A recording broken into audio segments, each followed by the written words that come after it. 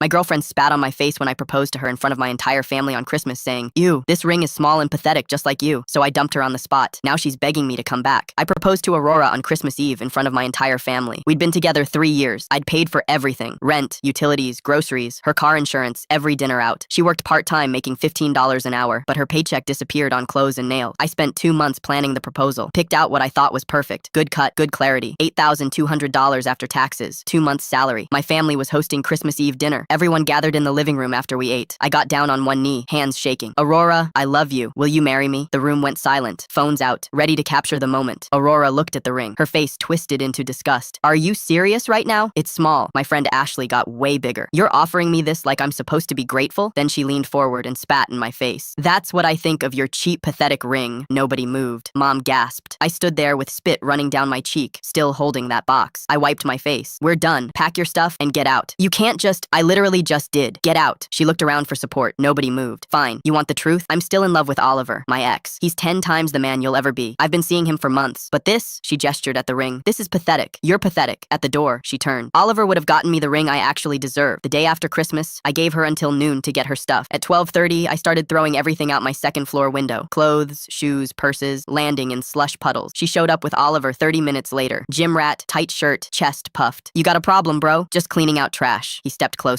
"You're about to have a problem." He swung at me. I sidestepped, grabbed his arm, yanked him forward. He stumbled. I drove my shoulder into his chest, hooked my foot behind his ankle. Oliver went down hard. Before he could get up, I slammed his face into the pavement. His nose crunched. Blood poured. "Stay down. You broke his nose," Aurora screamed. "He attacked me on my property. Self-defense." She dragged him to his car and left. 3 hours later, she came back alone, started throwing her stuff at my window, screaming. I called the police. When they arrived, she was completely out of control. Then she shoved one of the officers. "Ma'am, you just assaulted a police officer." Handcuffs, screaming. I filed for a restraining order the next morning, granted immediately. 3.5 months passed, peaceful. I started dating Sofia, a nurse who paid her own bills. Then, one Saturday, someone knocked. Aurora, holding a plate with aluminum foil. "I made you cookies. I just wanted to apologize." "You can't be here. There's a restraining order." Sofia appeared behind me. Aurora's expression cracked. "Who the hell is this? You moved on? After everything we had? I'm calling the police." She pulled back the foil. Cookies looked burnt, rock solid. She threw one. It hit the wall with a thud, leaving a mark. Threw another.